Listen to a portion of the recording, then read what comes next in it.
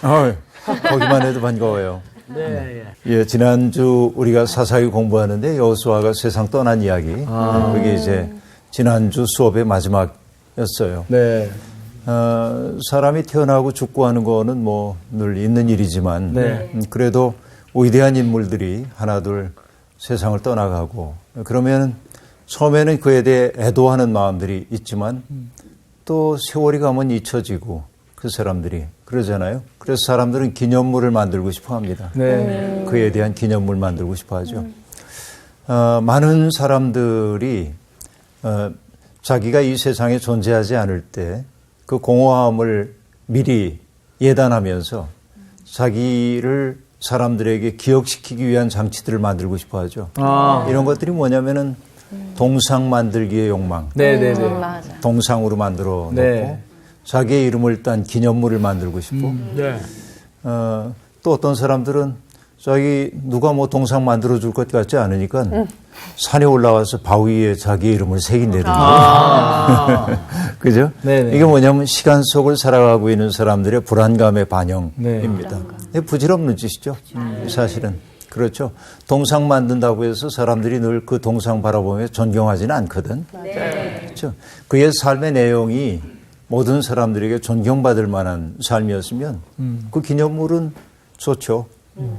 그런데 갈등의 소지가 있는 사람들을 기념물 만들어 놓으면 우리가 옛날에 동구권 무너질 때 봤지만은 뭐 스탈린이나 레닌이나 이런 동상들 무너뜨리는 모습들을 네. 봤거든요.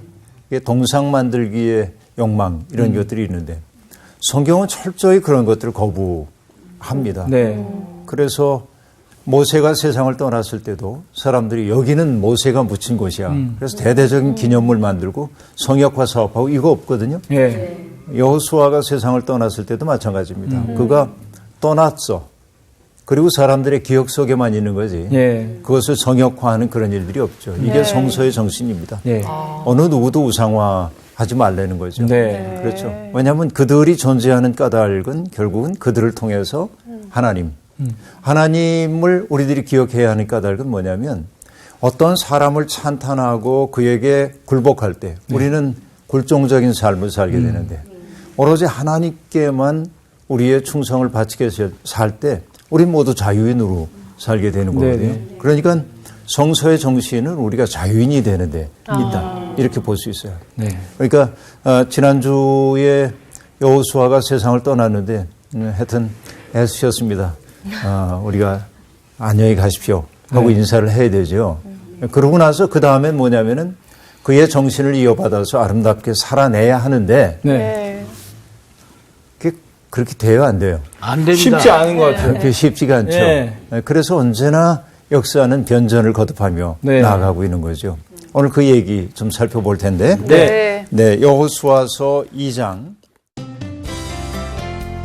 오늘 수업 사사기 5강 여호와를 버린 백성. 이스라엘 자손이 여호와의 목전에 악을 행하여 바알들을 섬기며 애굽 땅에서 그들을 인도하여 내신 그들의 조상들의 하나님 여호와를 버리고 다른 신들 곧 그들의 주위에 있는 백성들의 신을 따라 그들에게 절하여 여호와를 진노하시게 하였을 때 곧 그들이 여호와를 버리고 바알과 아스다롯을 섬겼으므로 여호와께서 이스라엘에게 진노하사 노략하는 자의 손에 넘겨주사 그들이 노략을 당하게 하시며 또 주위에 있는 모든 대적의 손에 팔아넘기심에 그들이 다시는 대적을 당하지 못하였으며 그들이 어디로 가든지 여호와의 손이 그들에게 재앙을 내리시니 곧 여호와께서 말씀하신 것과 같고 여호와께서 그들에게 맹세하신 것과 같아서 그들의 괴로움이 심하였더라. 여호와께서 사사들을 세우사 노략자의 손에서 그들을 구원하게 하셨으나 그들이 그 사사들에게도 순종하지 아니하고 오히려 다른 신들을 따라가 음행하며 그들에게 절하고 여호와의 명령을 순종하던 그들의 조상들이 행하던 길에서 속히 치우쳐 떠나서 그와 같이 행하지 아니하였더라.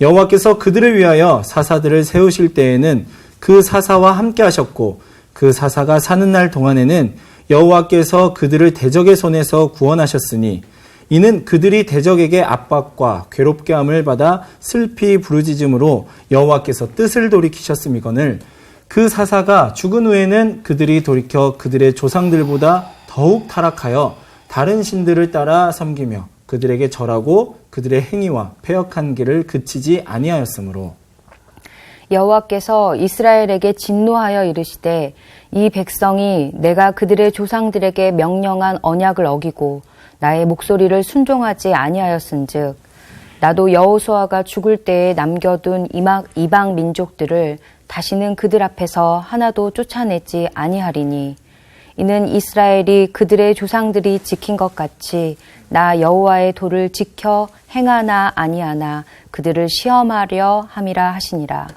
여호와께서 그 이방 민족들을 머물러 두사 그들을 속히 쫓아내지 아니하셨으며 여호수아의 손에 넘겨주지 아니하셨더라. 네. 인간의 삶은 가만히 생각해 보면 슬퍼요. 네. 왜 슬프냐면 서로 평화롭게 지내면서 네. 알콩달콩 네. 사랑을 나누며 살면 좋을 텐데 네. 갈등하고 미워하고 싸우고 네. 분쟁하고 네. 전쟁으로 이어지고 네. 그렇죠. 그 사랑하는 사람들끼리는 안 그런데 조금만 이제 다른 사람들하고 만나면 싸움을 하게 되죠. 그렇죠. 이게 뭐냐면 성경은 우리에게 일목요연하게 보여줍니다. 이 에덴 이후를 살고 있는 사람들의 보편적인 모습이죠. 네. 불안한 거예요. 불안하다라고 하는 것은 뭐죠? 내 삶에 안식이 없어. 네. 왜 안식이 없냐면 뿌리 뽑힌 것처럼 느껴지기 때문에 그렇습니다. 그렇죠? 이런 느낌들. 제가 아주 이건 그 인간의 기본적 정형, 그 상황을 얘기할 때 뿌리 뽑힘. 여러분 생텍스페리 어린 왕자를 썼던 생텍스페리가 그런 얘기를 합니다. 작품 속에서 네. 꽃들이 사람을 보고 얘기해. 사람들은 참 불편하겠어. 뿌리가 없으니. 그렇지. 이것저것 다녀야 하고. 네. 그러니까 어딘가 정처가 없는 거죠. 네. 내가 뿌리를 내리고 살 수 있는 곳이 없어서 언제나 옮겨 다녀야 하기 때문에 그래서 인간이 불행해 보이는 것이죠. 그런데 이 뿌리 뽑힘이라고 하는 게 정주하지 못함이죠. 어딘가에 정착하여 살지 못하죠. 네. 이것은 뭐냐면은 늘 안식 없음으로 나타납니다. 그죠? 그런데 정주하지 못한다고 하는 것은 내가 어느 땅에 고정된 장소에 살지 못함을 뜻하기도 하지만 예. 인간의 삶이라고 하는 건 끊임없는 자기 이탈입니다. 예. 항상 어제 그 사람이 되어 살 수 없거든요. 새롭게 살아가야 하죠. 예. 그러니까 늘 우리는 변화 속에 나아가지 않으면 안 돼요. 변화라고 하는 것은 언제나 옛 세계를 부정하는 것과 관련이 된다고 말할 네. 수가 있겠죠. 그런데 이 변화가 긍정적인 변화이면 좋겠는데 부정적인 변화일 때도 있는 거죠. 그런데 어쨌든 이런 뿌리 뽑힌 인간이 안식이 없으니까 그 마음이 좀 평안해지고 싶어 하죠. 그런데 이 평안함을 누가 채워줄 수 있다고 느끼냐면 누군가가 나의 불안한 마음을 채워주기를 원하죠. 그러니까 이게 이웃들이 나의 불안함을 채워주고 나를 붙들어주고 그러면 괜찮겠는데 에덴 이후를 살고 있는 사람들에게 이웃이라고 하는 것은 나의 불안함을 극복하도록 해주는 존재이기보다는 나와 경쟁적 관계 속에 있는 그렇죠. 사람으로 인식되고 네네. 그래서 20세기의 위대한 문학가인 장폴 사르트르는 그 시대의 슬픔을 이렇게 담아서 얘기하죠. 타인은 나에게 있어서 지옥이다. 그렇게 말합니다. 이게 굉장히 슬픈 얘기이죠. 그러니까 내가 함께 살아가야 하는 사람들을 지옥으로 경험할 수밖에 없는 거. 이것이 20세기의 실존적 정황이라고 얘기할 수밖에 없겠습니다. 그러니까 이게 에덴 이후 시대의 문제입니다. 근데 몸을 가지고 살고 있는 사람들은 어쨌거나 살아남기 위해서 노력을 할 수밖에 없고 네. 그 과정에서 늘 자기 변화를 모색을 해야 하고 그러다 보니까 늘 힘겨워요, 삶이. 네. 이게. 그러다 보니까 타자들과의 갈등 상황 속에 들어가게 되죠. 갈등이라고 하는 말이 재미있는 말이죠. 뭐냐면은 칡덩쿨하고 등나무 덩쿨을 합친 말이야, 갈등이라는 게. 그래서 내가 방향은 정확히 모르는데 칡나무는 요렇게 감는 특색이 있는데 네. 등나무는 요렇게 감아 반대로. 네. 그래서 방향이 그건 영원히 반대군요. 방향이 정말 갈등이 다르기 때문에. 쌓이겠네요. 그래서 이게 이제 신비한 얘기죠. 갈등이란 말은 그런 말인데. 그러니까 참 그 함께 산다는 게 네. 여간 어려운 일이 아닙니다. 맞습니다. 그래서 이 갈등 속에 있는데 이 갈등이라고 하는 건 뭐 때문이냐면 나의 욕망과 그대의 욕망과 욕망이 부딪히기 때문에 갈등이 생겨나죠. 네. 그래서 네. 적절히 조절할 수 있으면 괜찮은데 네. 조절이 안 되면 갈등 속에 네. 있을 수밖에 없습니다. 그래서 우리에게 필요한 것은 우리 두 사람의 욕망을 넘어서는 제3의 지대가 있어서 그분에 의해서 우리의 삶이 조절되기를 바라는 거죠. 네.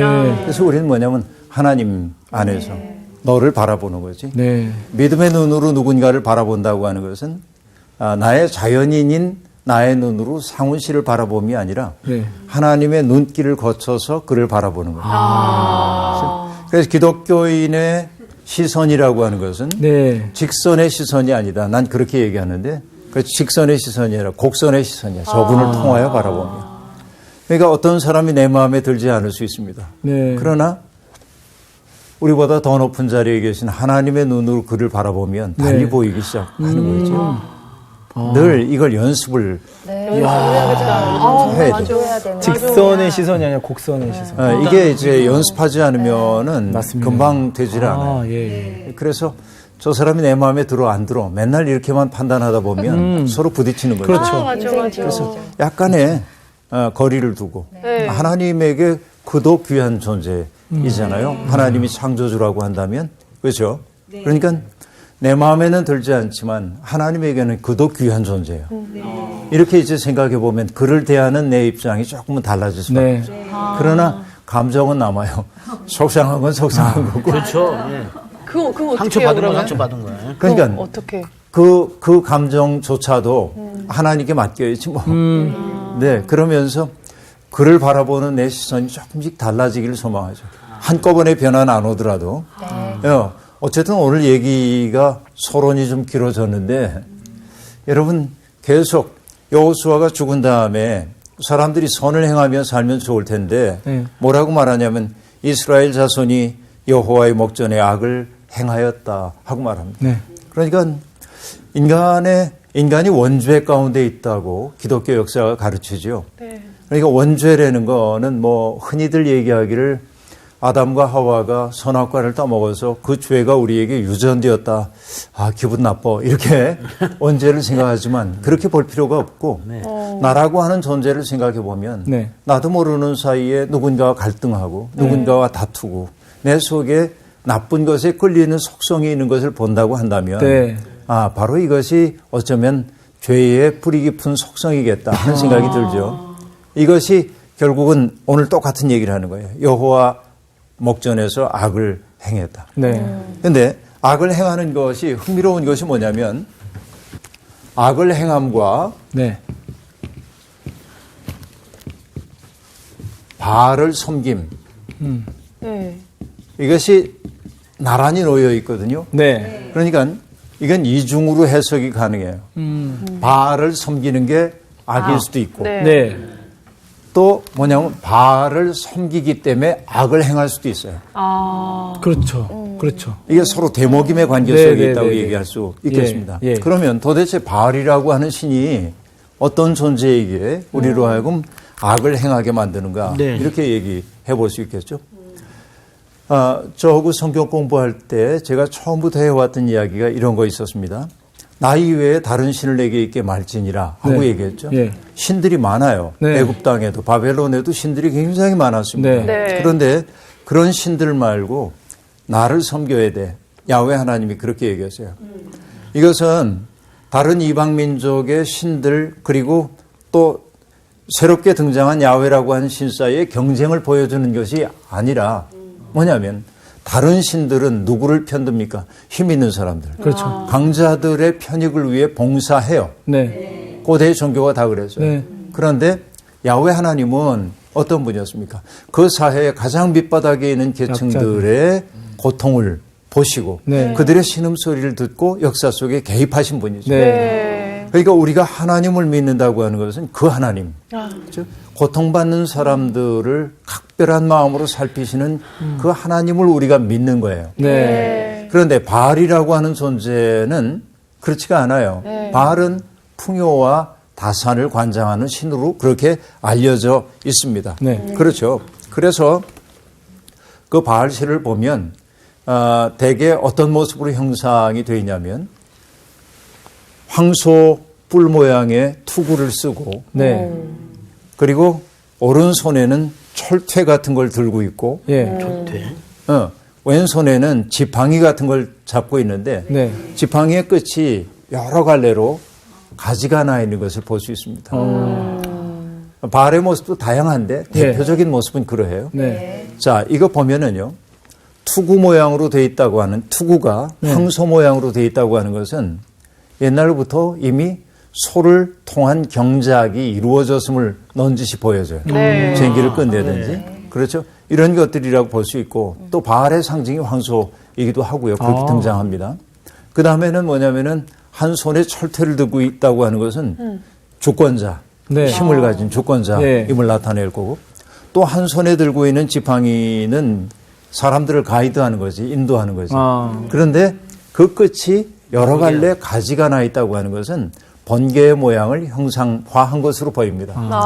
다시 말하면 바알이라고 하는 신이 천둥과 벼락과 비 내려주는 신이라고 사람들은 믿고 있었던 거예요. 그러니까 바알 신의 역할이 그런 거로 사람들에게 여겨졌더라 하는 얘기죠. 그러니까 여러분 옛날에 생각해 보세요. 유목민들, 네. 양떼나 뭐 이런 그 염소떼를 데리고 다니는 유목민들과 또 한 곳에 정착하여 살면서 농사 짓고 사는 사람들이 있는데 네. 어느 사람들이 선진적인 문명을 만들었을까요? 농사 짓는 사람들이죠. 네. 정착 생활하는 사람들. 그렇죠. 그러니까 유목민들은 사회적인 약자입니다. 어떻게 보면. 네. 그러니까 정착 생활을 하는 사람들이 더 선진적인 문명을 만들어냈겠죠. 네. 이 두 문명이 늘 갈등 관계 속에 있었어요. 고대에는. 이것이 여러분 성경 속에 등장하고 있는 가인과 아벨 이야기 속에도 반영이 되어 있습니다. 그렇죠. 어떤 얘기냐면 가인은 농사 짓는 사람입니다. 예. 네. 아벨은 양치는 사람입니다. 네. 그런데 가인이 아벨을 죽이잖아요. 네. 그 얘기는 뭐죠? 가인이 강자야. 농사 짓는 사람들이. 유목 생활을 하고 있는 아벨은 약자입니다. 그렇죠. 그러니까 강자가 약자를 유린하는 것이 하나님 마음에 맞지 않은 거예요. 성경은 대단히 일관적으로 그런 모습을 네. 우리에게 보여주고 있어요. 네. 그런데 어쨌든 이 바알 신을 섬긴다고 하는 것은 바알이 우리에게 농사를 지을 때 많은 농산품들이 나오게 해주기도 하고 우리가 기르고 있는 가축들이 새끼들을 잘 낳고 이것을 관장해 준다고 믿었기 때문에 그 땅에 들어가 살게 되는 사람들이 그렇죠. 광야 생활에서 그들을 인도해 주었던 야훼 하나님보다 그 땅을 지배하고 있는 것처럼 보이는 바알에게 매력을 느꼈던 것은 그럴 수도 있겠죠. 네. 사람들이. 이게 정말 위험한 유혹입니다. 네. 우리들도 이제 그런 거라고 볼 수 있죠. 네. 고대 세계에서도 보면 힘 있는 사람들과 자기를 동화시키고 싶은 사람들이 많이 있었던 거예요. 예. 힘 있는 사람과 자기를 동화시키고 싶은 마음이 들 수밖에 없었다고 얘기할 수 있겠습니다. 어떤 얘기냐면 로마 시대에 로마의 지배를 받고 있었던 이스라엘 사람들이 로마를 다 철천지 원수로 여기지 않습니다. 왜냐하면 매력적이야. 그들이 가지고 있는 선진적 문명이. 로마 사람들은 언제나 열등감이 좀 있었습니다. 어떤 열등감이냐면 그리스 문명에 대한 열등감이 그렇죠. 있었어요. 예, 그리스가 가지고 있는 그 고도로 정신화된 그 문명에 대한 네. 열등감이 있었어. 네. 그래서 헬레니즘 문화라고 네. 하는 것을 로마 사람들은 자기화하기 위해 애를 많이 쓰거든요. 네. 그러나 로마는 대제국을 이루었기 때문에 막대한 힘이 있어요. 네. 어마어마한 힘이 있습니다. 그래서 여러분 우리가 어디를 가보더라도 유럽에 어디를 가보더라도 로마의 유적들이 많이 남아있고 네. 그렇죠. 지금까지도 뭐 대규모 목욕 시설도 있고요. 네. 또 극장 건물 같은 맞아요. 것들도 예. 남아있고 대단하죠. 이런 것들.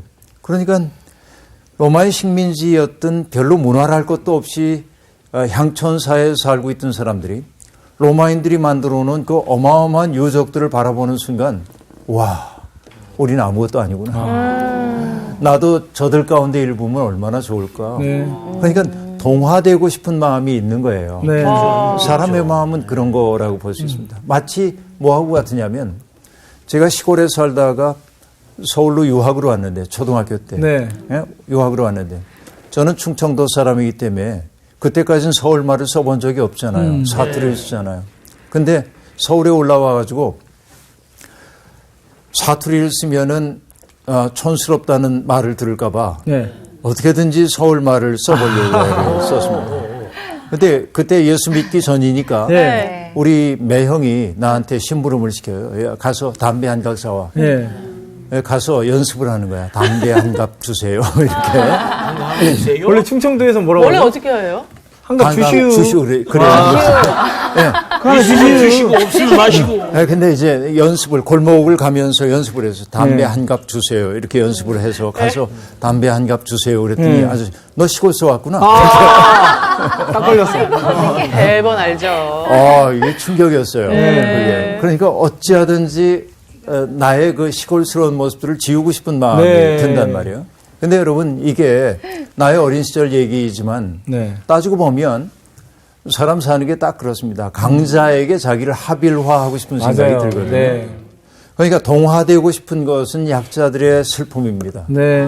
그렇죠. 그래서 여러분 가나안 땅에 들어간 사람들도 야훼 하나님 어떻게 보면 투박해 보이는 야훼 하나님보다 세련된 문명을 만든 것으로 보이고 사람들에게 복을 준다고 그들이 얘기하고 있는 가나안의 신인 바알에게 매혹되는 것은 그럴 수도 있었겠다. 정신 차리지 않으면. 그러니까 여러분 이 얘기를 하는 까닭은 뭐냐면 양해해 줍시다 그 얘기가 아니고 정신 차리자는 거예요. 맞아요. 자칫 맞아요, 잘못하면 맞아요. 네. 그렇죠. 자칫 잘못하면 넘어가기 쉽기 때문에 그런 거예요.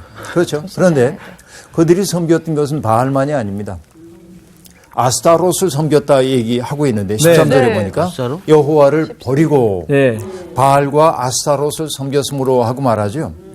이 아스타롯은요. 바벨론 신화 같은 데선 이슈타르라고 나오는데 이게 신들의 이름이 조금씩 문명권마다 다르지만 네. 그 신의 형상은 거의 대동소이합니다. 네. 여기 얘기한 아스타롯은 바알의 아내입니다. 네. 여신이에요. 여신. 그래서 아슈타롯 여신상을 보면 재밌어요. 그러니까 우리가 태어나면 어머니의 젖을 먹죠. 네. 그러니까 젖은 뭔가 생명을 주는 것을 뜻해요. 네. 그래서 아스타롯 여신은 자신의 가슴을 이렇게 손으로 받치고 있는 모습으로 형상화가 됩니다. 뭔가를 먹여준다 그런 얘기죠. 네. 그다음에 또 하나는 뭐냐면은 엉덩이가 엄청 커요. 아이고. 좀 오버했어. 그건 일부러 외국 오버하는 사람이에요. 거예요. 다산. 그건 뭘 뜻하냐면 다산을 네. 뜻하는 생명을 산출하는 슬픈 남자. 네. 예전에 그 시골이나 뭐 어르신들이 네. 보면서 엉덩이 크면 아이고 그냥 애기 잘 낳겠다고. 그렇죠. 그렇죠. 네. 네. 아시다롯은 그런 모습으로 형상화되어 있습니다. 그래서 그 여신의 모습들은 네. 때때로 가슴을 이렇게 그 받치고 있는 모습으로 형상화되기도 하지만 가슴이 여러 딸린 모습으로 네. 형상화되기도 저도 그런 거 봤어요. 합니다. 그렇죠? 예. 봤어요? 아르테미스 여신상 같은 것들을 보면 가슴이 굉장히 많이 나와요. 그건 상징적인 이야기죠. 네. 먹여 살리는 생명을 준다 그런 의미. 또 생명을 낳는다. 아슈다롯. 그러니까 사람들이 야훼 말고 바알과 아슈다롯을 섬겼던 까닭은 다른 거 없죠. 우리도 잘 됐으면 좋겠어. 풍요롭게 살았으면 좋겠어. 그러니까 여러분 풍요로움에 매혹이 있는 거예요. 사람들에게. 네. 여러분 가난한 게 좋아요? 부유한 게 좋아요? 부유한 게 부유나 많아지. 그렇죠. 네. 우리가 다 이미 부유하기로 답은 원해요. 뭐. 그런 거예요. 자, 어쨌든 바알과 아스타롯을 섬겼다 하는 얘기입니다.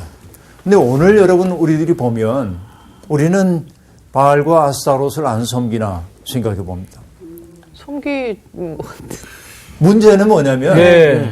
하나님의 이름을 부르면서도 그렇죠. 내용상으로는 바알과 아스타롯을 바라보는 사람들이. 예. 그렇죠. 자, 여러분 보십시다. 하나님은 우리가 믿는 야훼 하나님은 네. 언제나 나와 네. 너가 이렇게 있으면 이 둘이 서로 화해롭게 예. 형제 자매로서의 사랑을 나누며 살 수 있도록 요구하고 또 그런 삶을 하나님 가능케 해 주셨잖아요. 네. 그렇죠. 그러니까 아까 얘기한 대로 내가 너를 바라볼 때도 이 관점으로 바라봐야 한다고 예. 얘기했죠. 하나님의 눈을 통해서. 그죠? 네. 그러면 야훼 하나님이 항상 약자들에게 관심이 있다고 한다면 나보다 못한 사람을 바라볼 때 정말 못났네, 못난 놈 이렇게 안 바라보죠. 네. 얼마나 아플까, 얼마나 힘들까. 그러면 그를 그런 관점으로 바라보면 내가 그를 위해 줄 수 있는 게 뭘까? 이 생각이 들잖아요. 예. 그렇죠. 내가 어떻게 도울 수 있을까? 네. 여러분 타자들을 바라볼 때 우리가 하나님을 믿고 산다고 하는 것은 그를 이용해서 나를 어떻게 크게 만들까를 생각하는 것이 아니라 예. 내가 그를 위해 어떻게 선물이 될까를 생각하는 거예요. 네. 이게 하나님 믿음의 특색이에요. 우리가 성경을 가지고 산다는 건 그런 네. 의미야. 그렇죠. 네. 네. 그런데 여러분 그때 너라고 하는 존재는 너무 소중한 거야. 예. 하나님 안에 있기 때문에. 그러나 여러분 욕망이라고 하는 게 너와 나의 관계 속에 야훼 하나님이 아니라 여기에 욕망이 깃들게 되면 여러분 늘 얘기해 왔지만 욕망이라고 하는 것은 배타적입니다. 그렇죠. 여기 빵이 2개가 놓여 있는데 내가 배고프거든요. 네. 욕망은 뭐라고 얘기하냐면 내가 둘 다 먹어야 돼. 네, 그렇죠. 그렇죠? 네. 근데 하나님을 믿는 사람도 어떠냐면 그래 나도 배고프지만 상훈 씨가 이틀 굶었으니까 진짜 배고플 배고프겠다. 거야. 어떻게. 속 빠져 보이지. 그걸 주는 거예요. 예. 여러분 인도에 살았던 마더 테레사 수녀님 네. 그분이 들려주는 일화 가운데 하나가 있습니다. 어느 날 어떤 소년이 며칠 동안 밥을 굶었다는 얘기를 듣고 네. 먹을 것을 마련해 가지고 그 아이가 살고 있는 천막에 찾아갑니다. 그래서 며칠 굶었다고 들어서 이걸 좀 먹고 기운을 내라고. 그래서 잠깐만 계세요. 그러더니 들고 나갔어요. 얘가. 네. 네. 그리고 돌아왔습니다. 어디 갔다 왔냐고 그러니까 내 친구가 나보다 더 굶었는데 아. 나눠주고 왔다는 거예요. 천사다. 천사. 세상에. 그렇죠. 그러니까 보세요. 하나님을 중심에 놓고 너를 바라볼 때는 내가 너에게 어떻게 선물이 될 수 있을까를 생각해요. 네. 그러나 욕망을 우리의 중심에 놓고 바라볼 때는 네. 너를 통해 어떻게 내 이익을 확보할까 이 생각을 한단 말이에요. 네. 그러니까 여러분 전혀 다른 삶의 길이에요. 예. 그러니까 욕망을 충족하는 길이 바알과 아스타롯의 길입니다. 그죠? 네. 바알과 아스타롯의 길. 네네. 그런데 너희들이 나를 버리고 이걸 따라갔다. 그럼 이것이 바로 뭐냐면 아까 얘기한 대로 나를 버리고 악을 행했다라고 하는 말의 의미는 바로 이렇게 도식화할 수 있는 거예요.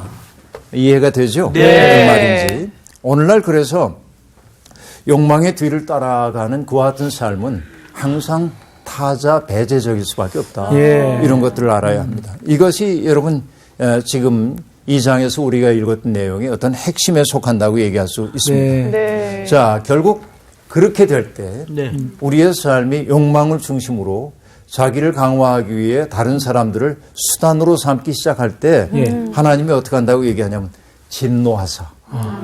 하나님이 진노하신다. 예. 그렇죠?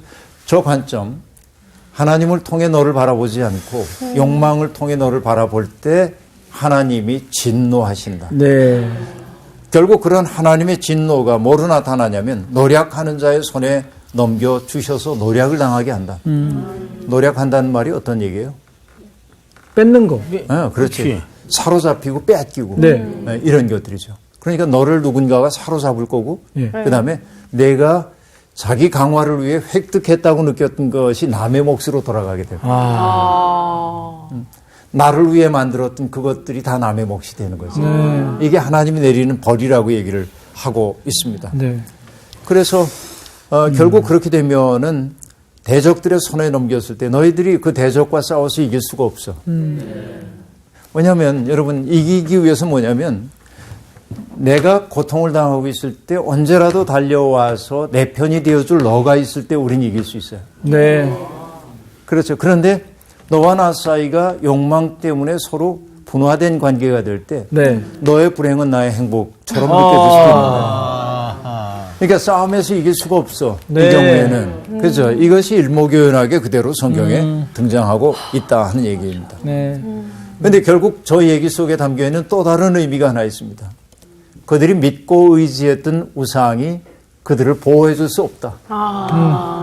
그렇죠. 그렇죠. 보호해 줄 수 없어. 어려운 일이 닥쳐올 때. 네. 자, 바알과 아스타롯을 섬겼던 까닭은 풍요로워지기 위해서. 네.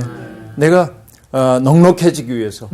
그래서 하나님 버리고 바알과 아스타롯 섬겼는데 네. 내 거라고 움켜줬는데 하나님이 진노하셔서 대적을 일으켰더니 대적들이 와서 뺏어가는데 우상들은 나를 지켜줄 능력이 없다. 예, 성경이 지금 우리에게 일목요연하게 얘기해주고 있습니다. 네. 저 구조를 이제 보면 알 수 있습니다. 모래 위에 집을 짓는 것과 다를 바가 없는 거죠. 어쨌든 그들이 어디로 가든지 여호와의 손이 그들에게 재앙을 내리셨다. 15절에 그렇게 얘기합니다. 그래서 그들의 괴로움이 심해지죠. 네. 그런데 하나님은 자비로우신 분이에요. 치셨다가도 에이구 불쌍한 거. 그죠? 에이구 불쌍한 거. 여러분 니코스 카잔차키스라는 소설가의 그리스인 조르바라고 한 책에 보면 네. 그런 얘기가 나옵니다. 대장 하나님은 굉장한 임금님이세요. 조르바 하나님이 굉장한 임금님이라는 게 무슨 소리야? 죄인들을 용서해 버리는 거죠. 그렇게 얘기합니다. 그게 무슨 소리냐고 하니까 하나님은 베드로를 천국 문 앞에 세워두시는데 근데 베드로의 손에다가 물이 흠뻑 묻은 스펀지를 들려준대. 그게 죄인 하나가 오면 가만히 바라보고 있다. 어이구 불쌍한 거 하고 스펀지를 쓱쓱 닦아서 들어가. 이제 그렇게 해준대요. 소설 속의 얘기입니다만. 네. 소설 속의 얘기인데 재미는 있어요. 네. 이게. 근데 하나님이 죄 지은 백성 자기 욕심 때문에 결국 자기 화를 자초한 그 인간들이 고통받는 모습을 차마 버려두지 않고 그들을 어떻게든 도와주고 싶어요.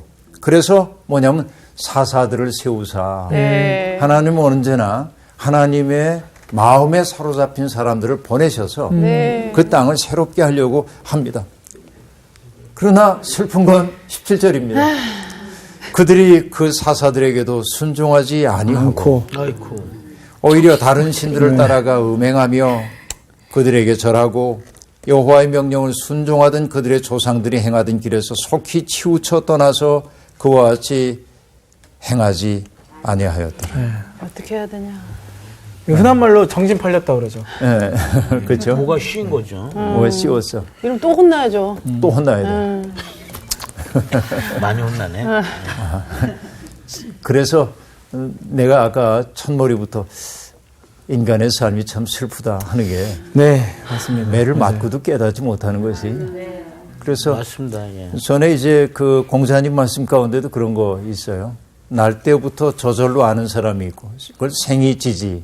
네? 그다음에 배워서 아는 사람도 있어요. 그건 학이지지. 네. 배울 학자. 근데 그다음에 뭐냐면 고니지지가 있어요. 어려운 일을 겪어야 배우는 사람이 있어요. 네. 근데 문제는 뭐냐면 고니부지입니다. 틀린 문제 맨날 틀리는 거지. 그 말하니까 되게 찔린다. 네, 어려움을 겪고도 배우지 못하는 예. 사람들이 있는데 아하. 네. 참. 이런 거를 매를 번다고 많이 네. 보이죠. 답이 없어요. 답이 없어요. 네. 정말로 그래요. 근데 어쨌든 이게 반복되는 거야. 슬프게도. 네. 계속해서 이제 슬프게 반복이 되는 거죠. 근데 여하튼 그들이 죄를 지으면 하나님은 그 죄를 징벌하지 않고 넘어가는 분은 아니에요. 그래서 반드시 지은 죄에 대한 대가를 치르도록 하시는데 때린 후에 뭐냐면 아파. 하나님도. 그렇죠. 네. 그래서 여전히 그들을 버리진 못하고 네네. 사사들을 또 세우는 거야. 그래서 그 사사들을 통하여 그들을 구원하시고 사사가 사는 날 동안에는 그들을 대적들의 손에서부터 구원해 주시는 거죠. 그들이 어려움을 겪을 때마다 슬피 부르짖고 괴롭다고 부르짖을 때 그 부르짖음이 하나님의 마음을 아프게 하는 거예요. 예. 그래서 그러니까 그 백성들이 죄 짓는 모습을 보고 하나님도 벌하시지만 마음 아파 하시는 것이죠. 그래서 여전히 그들이 깨닫지 못하는 백성이나 사사들을 보내셔서 그들을 구원하고 돌아오기를 바라는 애태우는 네. 아버지의 모습. 네. 누가복음 15장에 아버지의 모습으로 하나님이 그 백성을 대하고 있음을 알 수 있습니다. 그래서 하나님은 뜻을 돌이키시는 분, 그렇죠? 언제나 뜻을 돌이켜서 어이구 때리려고 그러다가도 돌이키시고 이게 이제 반복되고 있는 거예요. 네. 그런데 19절을 보면 이렇게 얘기합니다. 그 사사가 죽은 후에는 그들이 돌이켜 그들의 조상들보다 더욱 타락하여 다른 신들을 따라 섬기며 그들에게 절하고 그들의 행위와 패역한 길을 그치지 아니하였으므로. 그렇죠. 계속해서 지금 이 일이 반복. 오늘 짤막한 본문인데도 이 일이 지금 반복되어 나타나고 있음을 우리들이 알 수 있습니다. 네. 그 때문에 하나님이 하신 일은 뭐냐면 21절 나도 여호와가 죽을 때에 남겨둔 이방 민족들을 다시는 그들 앞에서 하나도 쫓아내지 아니하리니 22절 이는 이스라엘이 그들의 조상들이 지킨 것 같이 나 여호와의 도를 지켜 행하나 아니하나 그들을 시험하려 함이라 하시니라 이렇게 얘기하고 있습니다. 그렇죠. 정말 하나님이 진노하셔서 언약을 어기고 있는 그들에게 진노하셔서 목소리를 순종하지 않았기 때문에 네. 하나님은 이방 민족을 다 쫓아내지 않아요. 이방 민족이 있는 것은 마치 리트머스 시험지처럼 그렇죠. 그들이 이스라엘 백성들이 조상들이 행했던 대로 행하나 그렇지 않나 그것을 지켜보기 위해 그들을 남겨둔다고 이야기하고 있습니다. 때때로 우리의 삶에 걸림돌이 되는 존재들이 우리로 하여금 하나님의 뜻을 상기시키는 도구의 구실을 할 때가 있습니다. 맞아요. 때때로 슬픈 일을 당하고 때때로 패배를 경험하는 일들이 내 삶의 주인이 난 줄로 여기고 있는데 내 힘과 능력으로 사는 것처럼 느끼는데 네. 실패의 수라린 경험을 하고 나면 내가 한낱 인간이라는 사실을 생각하고 그렇죠. 내게 생명의 기회를 주신 그 하나님에 대해서 다시 한번 생각하도록 만들고 하잖아요. 네. 여러분 그래요. 정말 우리가 하나님 안에서 산다고 하는 것은 아까 여기서 봤지만 나와 너의 관계를 이렇게 얘기를 했는데 네. 인간이 된다고 하는 것은 인간이 된다고 하는 것은 그냥 인간 되지 않습니다. 어떨 때 인간이 되냐면 나와 함께 살라고 주신 존재에게 내가 책임적인 존재가 될 때 그의 아픔과 슬픔에 내가 반응하는 사람이 될 때 예. 내가 사람이 되는 거예요. 이것을 여러분 저는 생텍쥐페리가 인간의 대지에서 했던 말로 요약하고 싶어요. 그가 이렇게 얘기합니다. 인간이 된다는 것 그것은 바로 책임을 지는 것이다. 그것은 자신과 관계없는 것처럼 보이는 비참함 앞에서 부끄러움을 아는 것이다. 네. 나와 무관해 보이는 세상의 슬픔 앞에서 그들의 슬픔이 나와 무관하지 않다는 사실을 깨닫고 부끄러움 느끼는 거예요. 그것은 동료들이 거둔 승리를 자랑스럽게 여기는 것이다. 그것은 자신의 돌멩이 하나를 놓으면서 세계를 건설하는 데 일조한다는 것을 느끼는 일이다. 결국 뭐냐면 내가 가지고 있는 가능성을 가지고 세상을 조금 더 낫게 만들려고 했을 때 인간이 되는 거다. 근데 그렇게 살기 위해서는 욕망이 나의 중심이 돼서는 안 돼요. 그렇죠. 하나님이 우리의 중심에 계실 때만 그런 삶이 가능해요. 그렇죠. 오늘 읽은 이 얘기 슬픈 얘기인데 그렇죠. 이것이 우리의 삶을 다시 한번 돌아보도록 해주죠. 자, 반성적 삶, 인간이 되는 참길로 들어가 보십시다. 고맙습니다. 수업 마칠게요. 감사합니다. 네.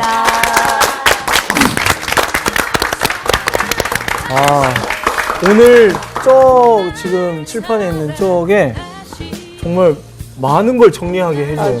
뭐 타자가 먼저가 아니라 먼저 하나님께 바라봤다가 이제 타자에 가는 거니까. 저를 좀 하나님의 눈으로 좀 봐주세요. 어때요? 좀 어떤가요? 지금 멍해졌는데 지금? 조금 멍해졌어요 지금. 왜 말을 못해? 하나님도 안 보고 계셔. 나 안 보고 계시나? 아니, 우린 이미 인간이라고 생각했는데 네. 저게 딱 인간이 된다는 거. 그거에 대해서 다시 한번 생각해 그렇죠. 보게 됐어요. 진짜 인간으로 살고 싶어요. 우리가 그럼 또 오늘 느낀 대로 또 삶으로 살러 한번 가보도록 하죠. 갑시다. 맨날 가요? 그럼 가야 돼요. 어디로 갈까요? 갑시다. 여기 앉아있으면 안 돼요. 가야 됩니다. 일어서세요. 살러 가자. 인간이다. 이런 인간이 되자. 갑시다. 이번 주 퀴즈입니다. 애굽으로 돌아가던 모세에게 할례의 의미를 깨닫게 하기 위해 하나님은 모세를 죽이려 합니다.